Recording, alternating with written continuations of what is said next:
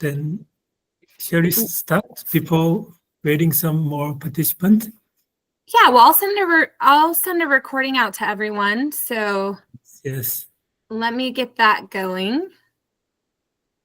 Or it is recording. Okay, perfect. So we're recording. So if you want to start, you can go ahead. Yes, okay. Then I'll share my screen first. Can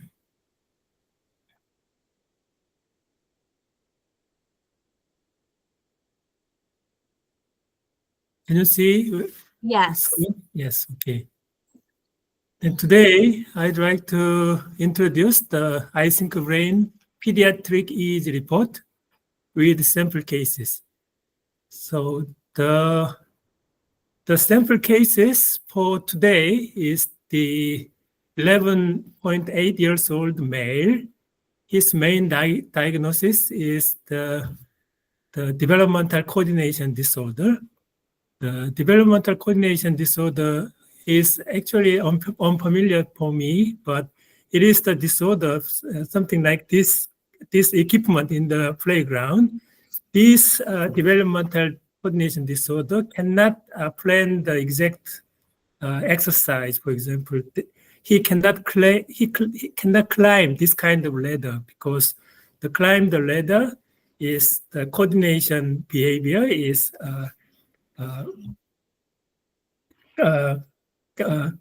hand movement and our foot movement is coordinated together to climb the ladder, but it is very difficult for him.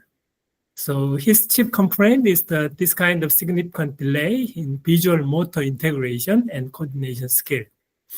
His general intellectual quotient is the 64 or reduced intelligence, and his social and autism scale is in the normal range.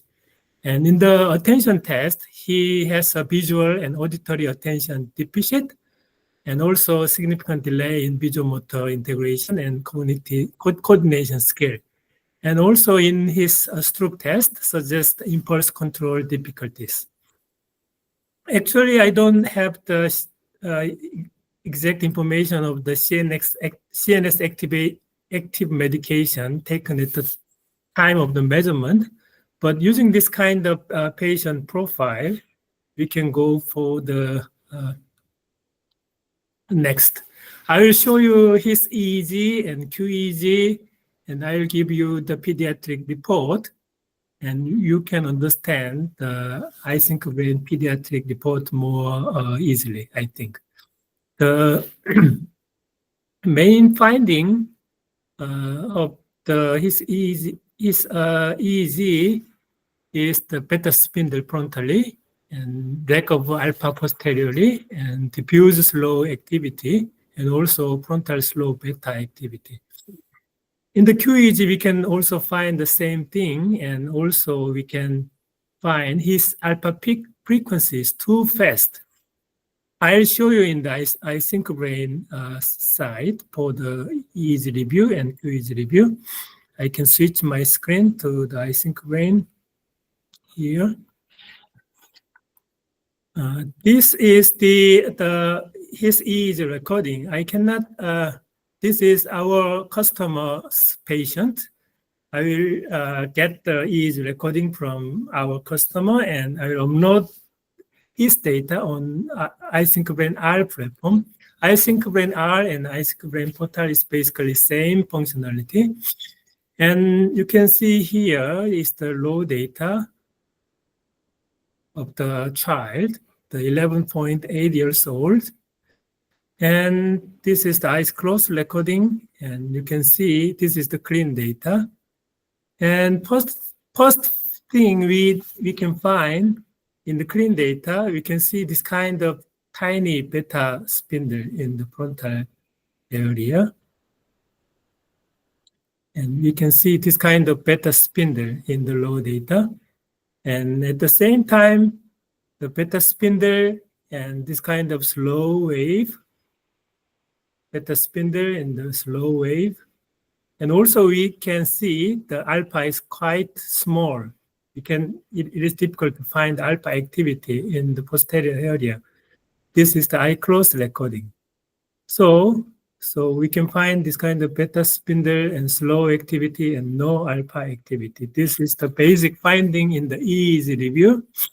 And in the same time, we can see in this kind of, in the spectra, and we can easily find, this is the linear scale, this is the log scale.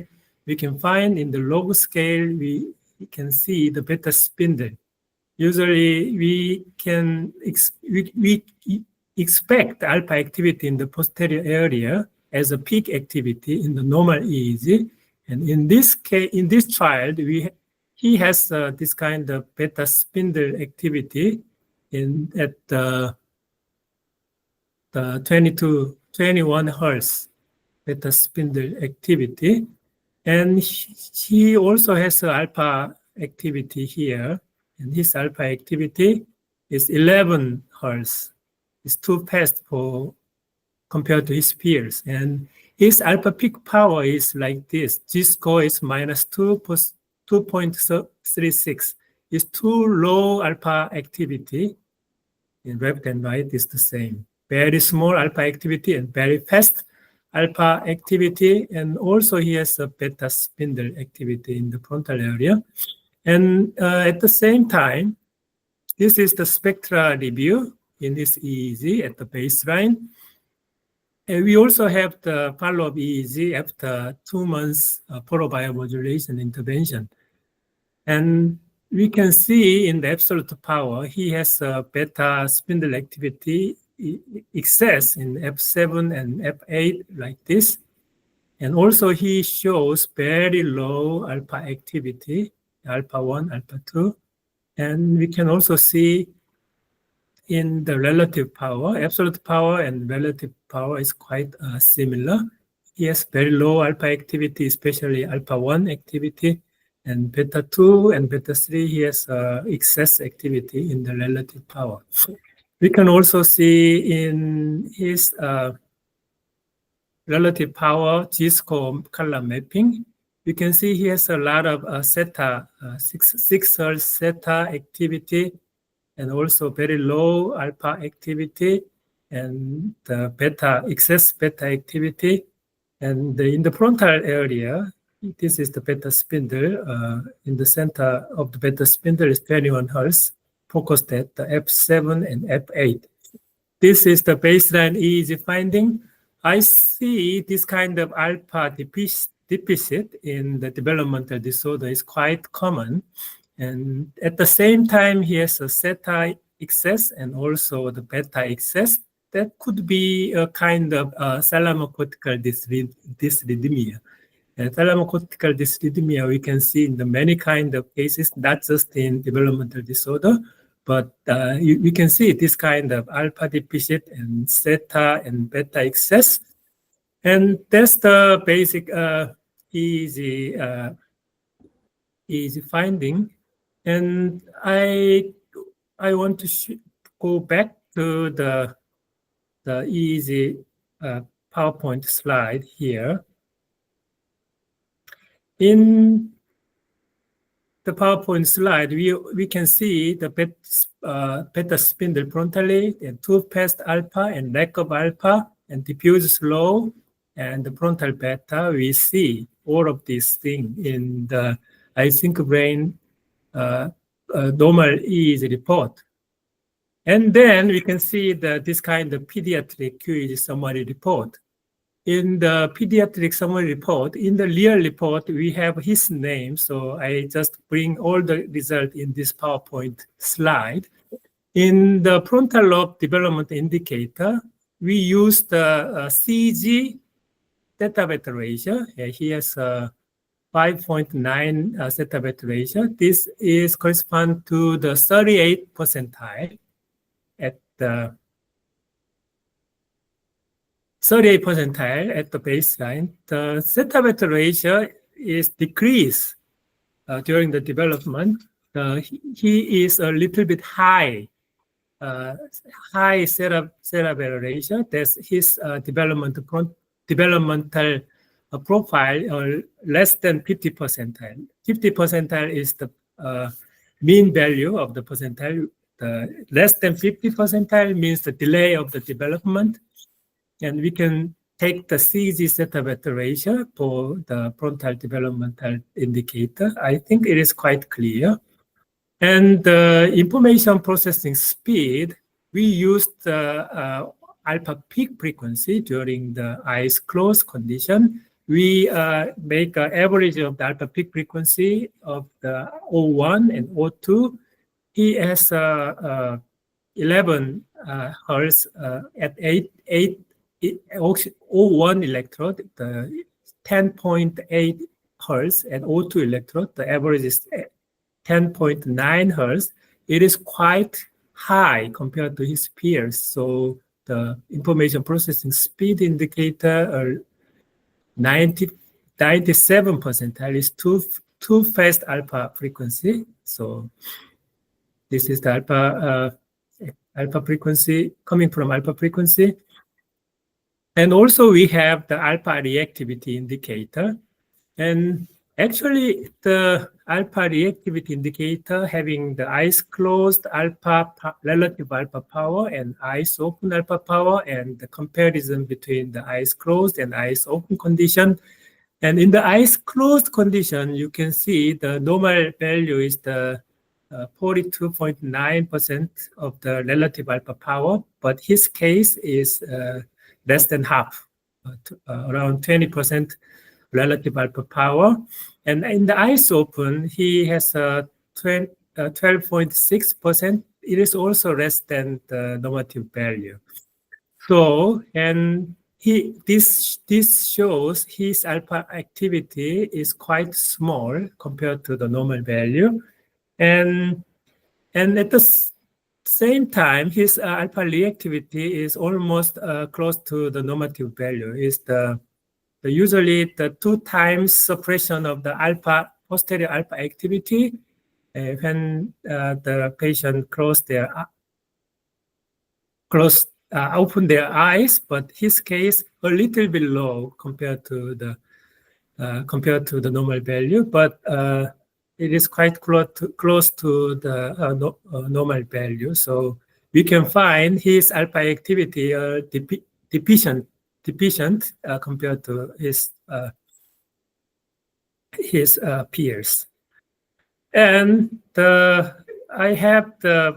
we have another 2 pediatric TAG summary report. One is the brain balance, another is the brain age. I will show you more detail.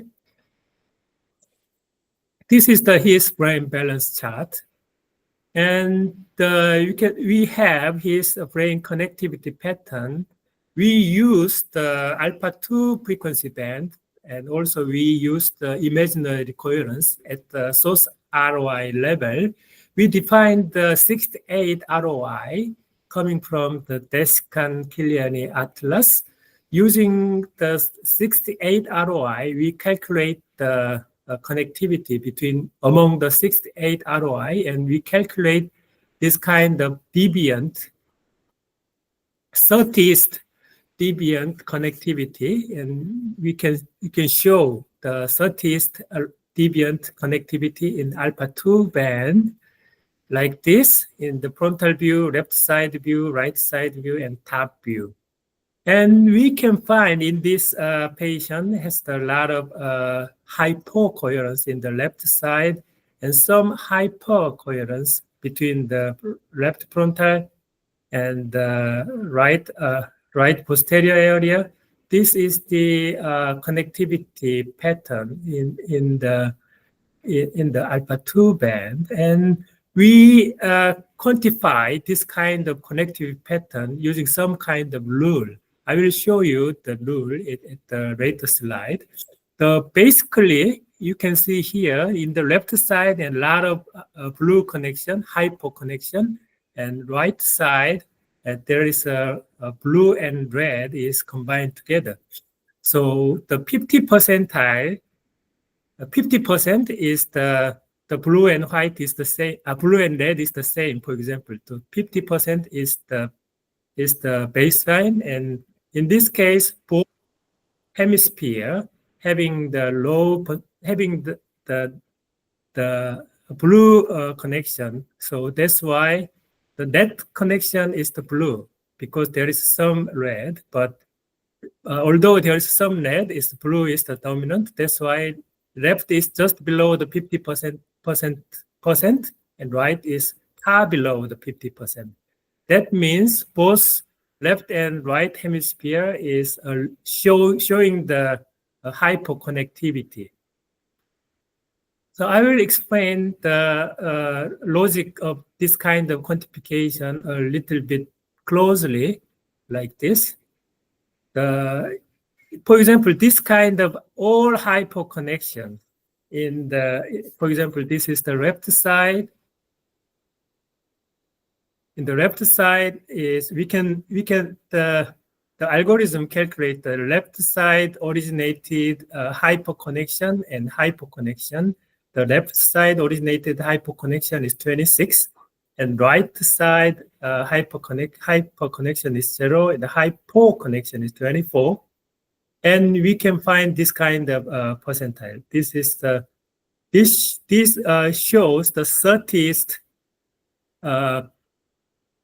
deviant connectivity, and all connectivity is hypo. In this case, we can find this value: left minus 86%, the right minus 80%, and we transform the simple algebraic calculation and 0 mapping to the 50%. In this case, minus, for example, sometimes minus 10, minus 100% is the 0%. And this kind of simple algebraic transformation, we can find this value. And both hemisphere is less than 50%. Then we can categorize this is the weak connectivity in both left and right. And this is the very simple quantification of the alpha-2 connectivity activity using this kind of complex pattern is quite difficult to quantify. So we use this kind of rule, and then we can find this is the left and right is a little bit, in this case, far below the 50, far below the normal connectivity. That means the weak connectivity in both sides. The important thing when we number this, make a number in this left and right hyper and hypoconnectivity. In some cases, both left and right is connected together. We can number in both sides, include both sides. Is it clear? And then another, for example, left brain case. In this case, the left is showing the lot of hyperconnection, and right shows the lot of hypoconnection. So we can calculate the same rule, same procedure. So in the left and in the right, and left is a little bit hyperconnection is, net hyperconnection is 2. In the right side, that shows the net hypoconnection minus 20. That makes this kind of percent in left and right hemisphere, and we can transform. This is a little bit higher, over 50%. This is the far below the 50%. In this case, we can categorize the left brain. So this is the simple quantification of the complex connectivity behavior. It is not fully clinically validated, but using this kind of simple mapping, we can quantify some kind of complex behavior. So that's the basic idea. And another case, for example, in this case, and left and right, that connection shows the hyperconnection in the left and also in the right. So in this case, we have both hemisphere is over the 50%. In that case, we can categorize as balance. this is the basic categorizations idea in our pediatric report. And another thing is the brain developmental age. In this case, at the baseline, he shows the average brain developmental age is 11.2. So his current biological age is 11.8. And we can see the almost area at the right temporal area is just below his current age. So this developmental age can be calculated from this kind of developmental equation. Left side shows the developmental equation developed by the New York University. The Loison is the pioneer in this area. His science paper in 1980, he shows the Swedish normative data for child and adolescent, and his normative data in New York University is quite similar in all delta, theta, alpha, beta band. In the Swedish, the first normative database in child and adolescent is developed by the Peterson and Motosek in Swedish scientists. They find this kind of the black line, not dotted line. The black line is Swedish normative database developed in the 1973, and they show that delta activity is quite. The x-axis is the age, y-axis is the delta activity, and as we age, the delta activity is decreased, like this kind of linear pattern in the parietal occipital and central temporal and frontotemporal area. And all the basic pattern is kind of decreasing delta and decreasing theta and increasing alpha and increasing beta. This is this we can see from age 7 to age 16. So using this kind of very clear development in each frequency band, this is coming from the relative power, and this is our database. This is the Fourier's behind using after this kind of pioneering work from the Loison. And we in our database, this is the absolute power, and you can see a little bit dynamic pattern in alpha and beta power, but we can clearly see the delta decrease as we age and theta decrease. And in the relative power, we can see this kind of linear pattern too. But absolute power is a little bit complex pattern. But the clear thing, this is the age 10, this is the 20, in age 10, up to age 20, this clear decrease of delta and theta, so relative power of the delta and theta will decrease, and also relative power in alpha beta is increasing. This is the absolute power. And we can see this kind of clear pattern in the brain development, and using that kind of clear pattern, and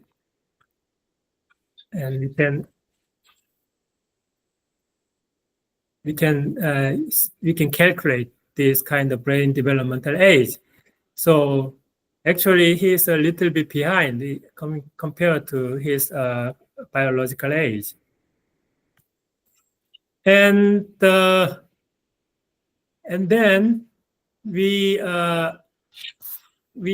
start the photobiomodulation intervention for this child, and basically we found the beta spindle frontally and lack of alpha posteriorly.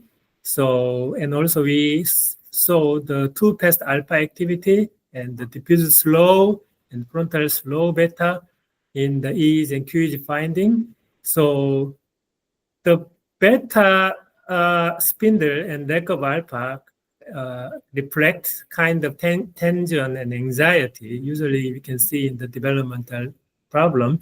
So we can use this kind of alpha activity, alpha photobiomodulation stimulation. And actually his alpha is too fast, so 11 Hertz. So we can give him the 10 Hz alpha, and his alpha is deficient in all over the area. So the clinician used the 10 Hz global alpha stimulation in this case. And the basic idea is increasing the alpha and increasing the alpha in the normal frequency, then he can have the more normal alpha activity, and also this increase of alpha activity using the photobiomodulation can decrease the thalamocortical dyslipidemia.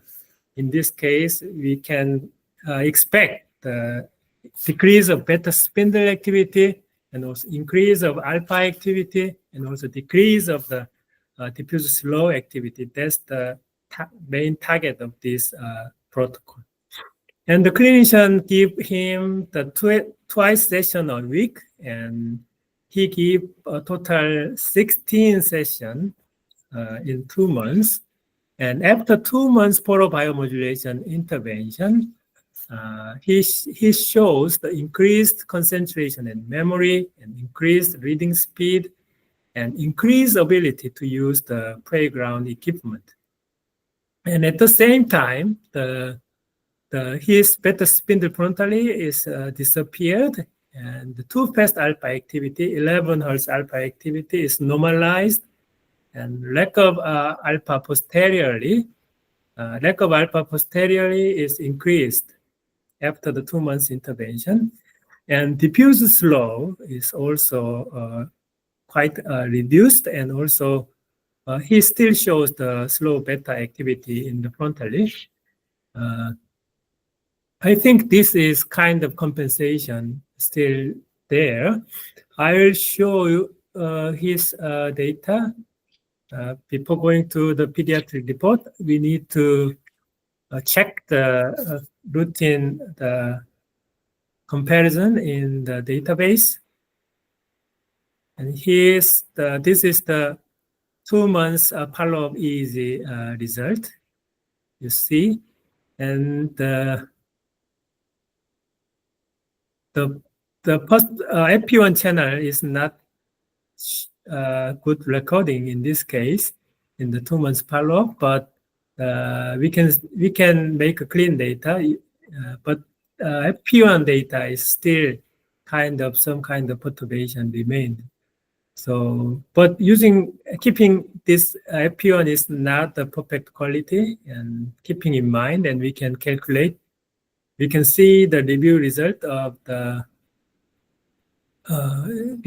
of this clean data. And in the independent component analysis, number 1, coming from the FP1 electrode. So we AI reject number 1 electrode, and also number 2 electrode coming from the FP1 electrode. So number 1 and number 2 is rejected by automatically, then make this kind of clean data. And in the clean data, we can see I think we having this kind of beta activity, but beta spindle activity it is a little bit difficult to find the beta spindle activity, I think, compared to the previous one. We have this kind of very small beta spindle activity, but compared to the first one, this is the baseline. We can see the beta spindle activity in F7 or F8. We can see the beta spindle activity is more clearly. As you can see here, you can see the beta spindle activity is more clear. But in the 2 months follow-up EEG, it is a little bit difficult to find the beta spindle activity. And we can also see the alpha activity coming from the back. It is in the previous, it is a little bit difficult to find the alpha activity in the posterior area. But now we have the alpha activity like this. We have the alpha activity more easily. we can see the alpha activity more easily, and it is a little bit difficult to find the beta spindle activity. And he still has this kind of theta activity, but compared to the baseline, this kind of diffused slow activity, I think this kind of diffused slow activity is a little bit, you can see the slow activity here, but I think it's generally the slow activity a little bit decreased, I think. So we saw this kind of alpha activity and also the decrease of the beta spindle. That is the improvement we can see in the clean data. And at the same time, we need to keep in mind this electrode FP1 is not perfect at the moment. But in the spectra, we can see the beta spindle clearly in the log scale. In the log scale, in the beta spindle activity in the previous here, we can clearly see the beta spindle activity in the F7 and F8 and all the frontal area. But in the 2 months follow, we cannot see the beta spindle activity. And also we can see the alpha activity in the back, and we can find the alpha activity now. The alpha activity is, the alpha peak frequency is the 9.8. And we use the 10 Hertz photobiomodulation frequency, and the alpha peak frequency is quite entrained around in the center of the coming from the 10 Hertz photobiomodulation. And at the same time, we have the 8.8 Hertz alpha peak frequency in the O2 area.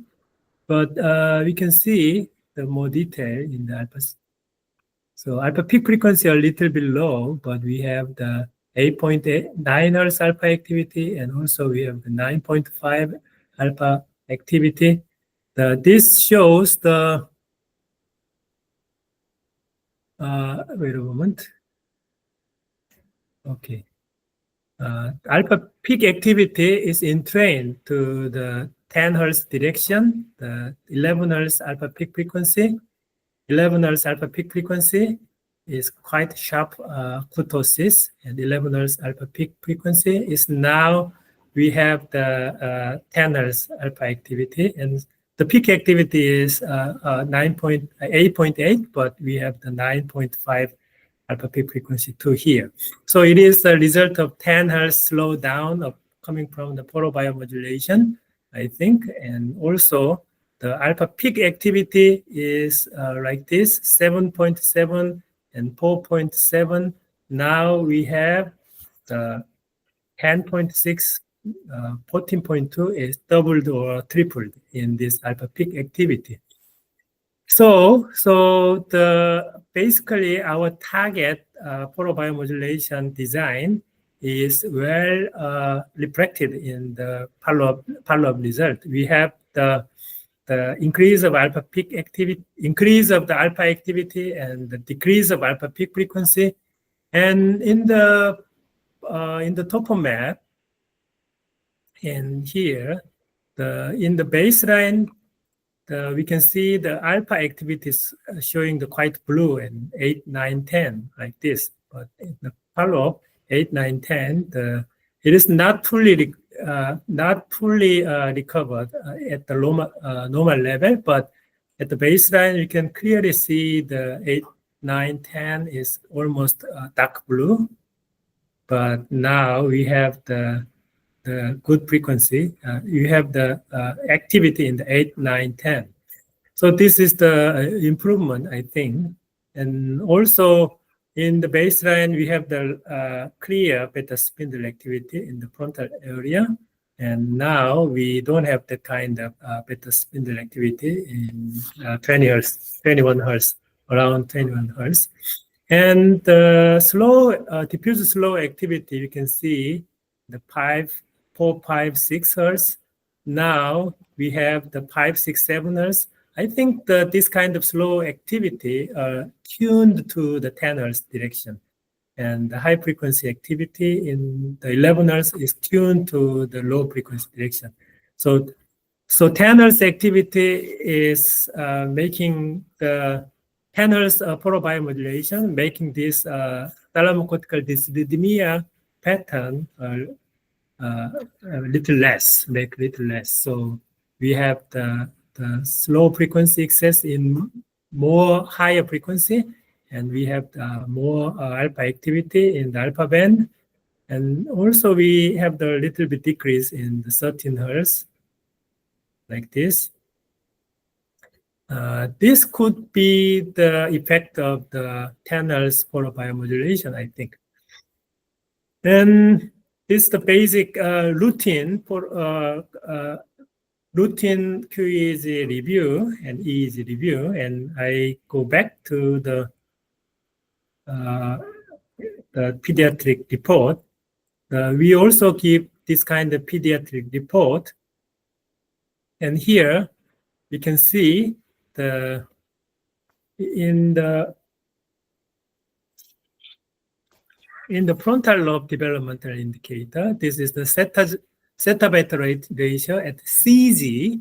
In the CG zeta beta ratio, you can see this zeta beta ratio is in order that this scale is reversed because the small zeta beta ratio showing is the development. So we can see he has a little bit higher zeta beta ratio is that behind the normal development. So his zeta beta ratio at the CG eyes open condition is the 38th percentile and at the baseline, and 2 months follow-up, and you can see the 53.9 percentile is quite close to the normal value. And this is the effect of the improvement in the frontal lobe development. And at the same time, I can show you this one, the information processing speed.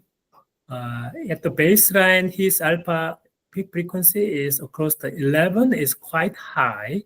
So that's correspond to the 97 percentile. After 10 hertz photobiomodulation, and his alpha frequency is dropped like this. It's 16 percentile. It is coming from the peak activity at the O2 electrode 8.8, but the O2 also having the 9 point something percent. There is 2 alpha peak there. So I think the children usually showing the higher brain plasticity, their brain is a little bit flexible compared to the older people. So it is quite big changes coming from the photobiomodulation, but it is the photobiomodulation effect, I think. So we use the 10 hertz entrainment that the alpha peak frequency dropped like this. Actually, too high alpha. His intellectual quotient is 64 at the baseline. We don't have the IQ at the 2 months follow-up, but the too fast alpha frequency is not good for the cognitive performance, I think. So, for example, we can see that kind of too fast alpha cannot make enough cognitive ability in many PTSD case. So in this high frequency alpha peak activity is also related to his low IQ profile. So this is the normal range of alpha frequency activity is good for his, I think, intellectual property. That's why he is now the more good leading and more focused after 2 months follow-up. And this is the alpha reactivity indicator. Wait a moment, my battery is a little bit low. I need to charge. 1 minute break. Excuse me.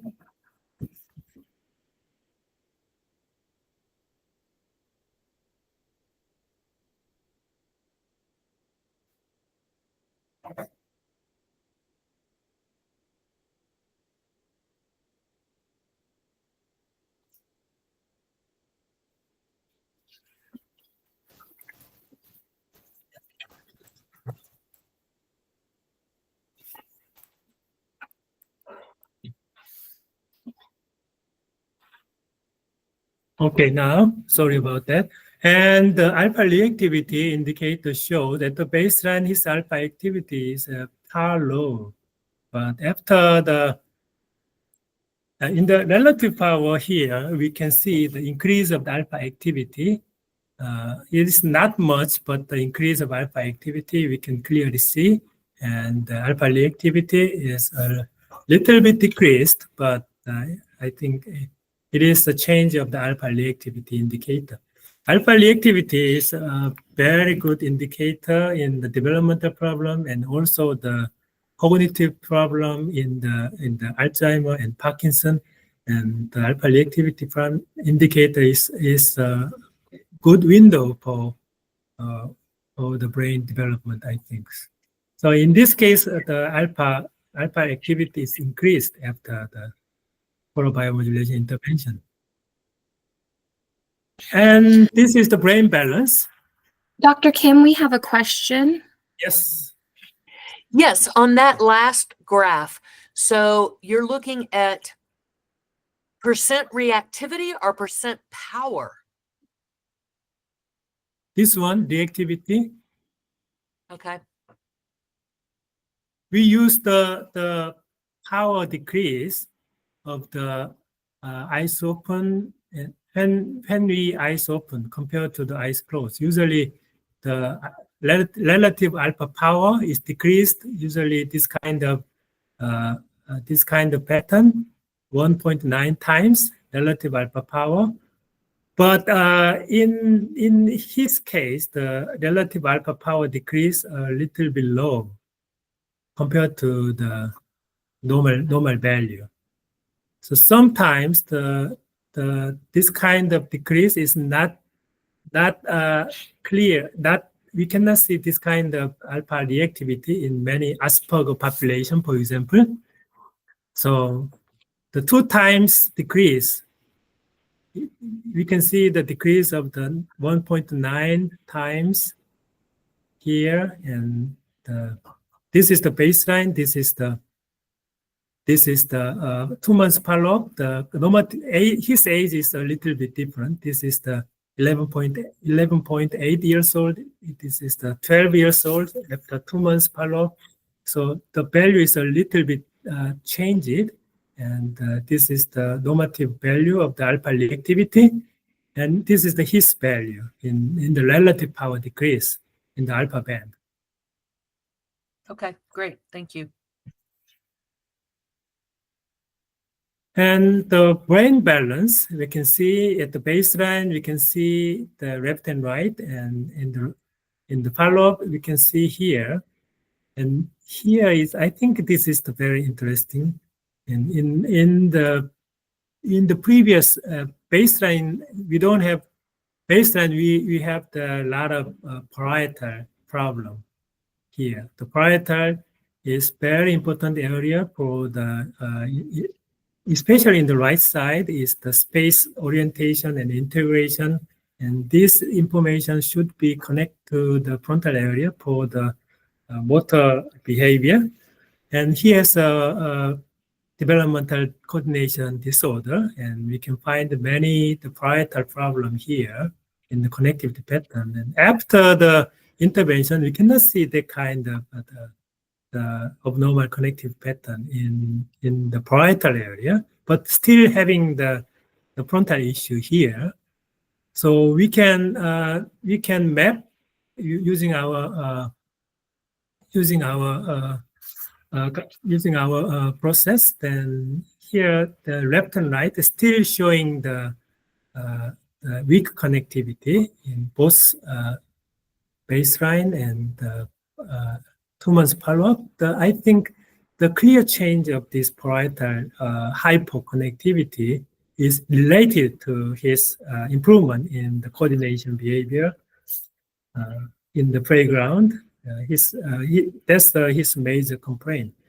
So we can use this pattern in understanding of the children behavior. The value shows the both hemisphere is showing the hypoconnectivity. As you can see here, there is a lot of hypoconnection. But we can give him this kind of frontal stimulation that makes frontal activity better, I think. And this is the brain developmental age in the baseline. He can show the average delay and all the area except the left temporal area is the underdeveloped compared to biological age. And after the porobiomodulation, when we can see the parietal area is increased like this. The parietal area showing the ahead of development compared to his normal peers. So that is related to the connectivity change here, I think. So actually, we can We have another. Yes. Narita, did you raise your hand? Yeah, go ahead, Narita. You're on mute.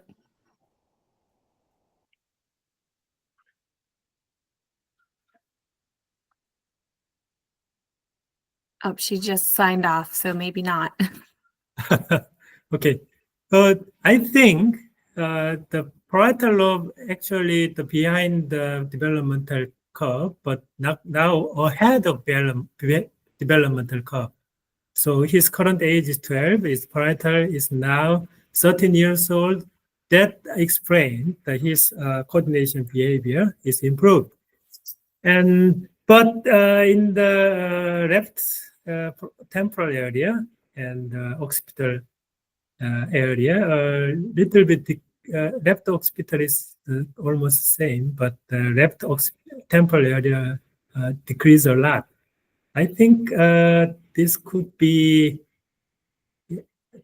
actually we saw the alpha activity increase, but alpha frequency a little bit decreased. That makes some kind of this change, I think. But generally, his brain age a little bit increased after the porobiomodulation intervention. So this brain development age and this brain balance chart is not perfect one, but we can still see the connectivity pattern in the alpha-2 frequency band. Alpha-2 is very important for the information processing.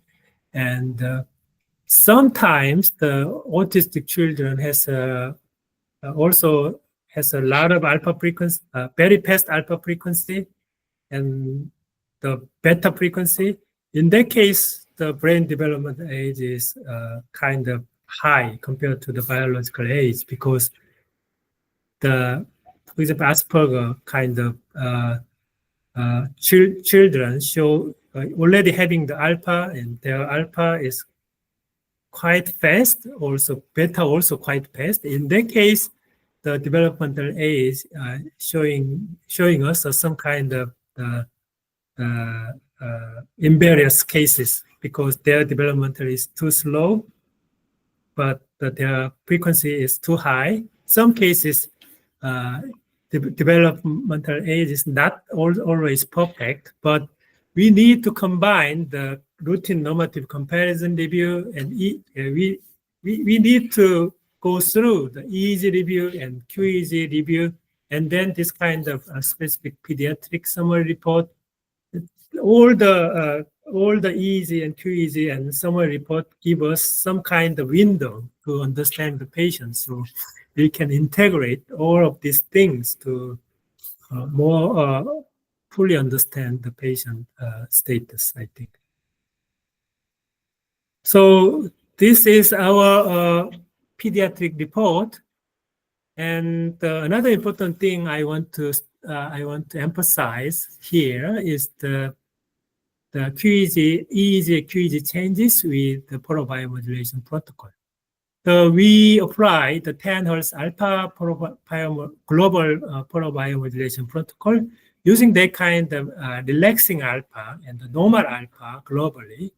So the beta spindle is disappeared and the alpha activity increased globally.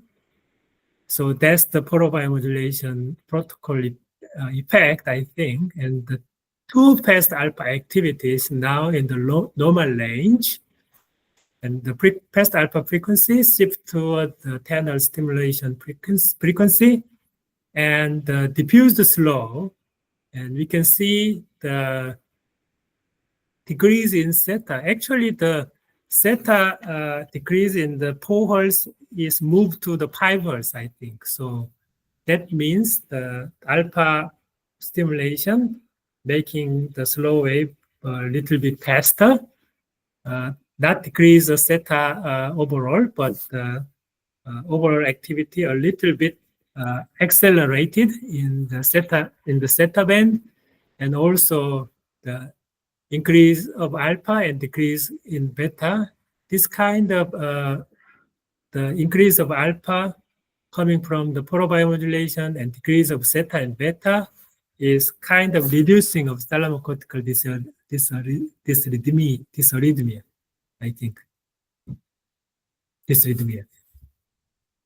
This kind of protocol effect we can see many times in the pre and post comparison. So the QEEG-guided photobiomodulation can help normalization of the abnormal EEG and QEEG pattern. That's the introduction of the iSyncBrain, the pediatric summary report combined with the normal QEEG report. So I need to go back. Sorry.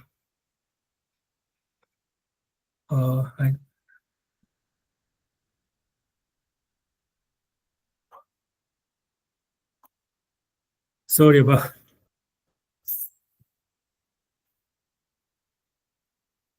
Actually, we don't have many participants today, but we can share the recording for understanding the pediatric, iSyncBrain pediatric report.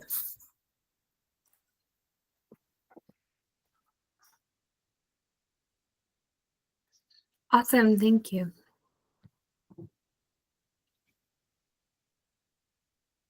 Okay, we don't have any question now, so we can wrap up today's presentation. And Sounds great. We'll get this recording out to everyone by the end of the week, and those that weren't able to make it can receive it as well. Thank you, Dr. Kim, for your time. We appreciate learning more about the pediatric report. thank you Yes, for thank you your so much. yes. Thank you, Rebecca, organizing this session, and we can make another education session for the topic. Our client having an idea to have more detailed explanation. We can thank you for you setting up this kind of thema. Yes, of course. All right, we'll see everyone next time. Take care. Thank you. Take care. Bye-bye. Bye-bye. Hi, Rebecca. Yes. Oh, so let's talk more. Okay. So yeah, long time no see. I know. To Good see. to see you.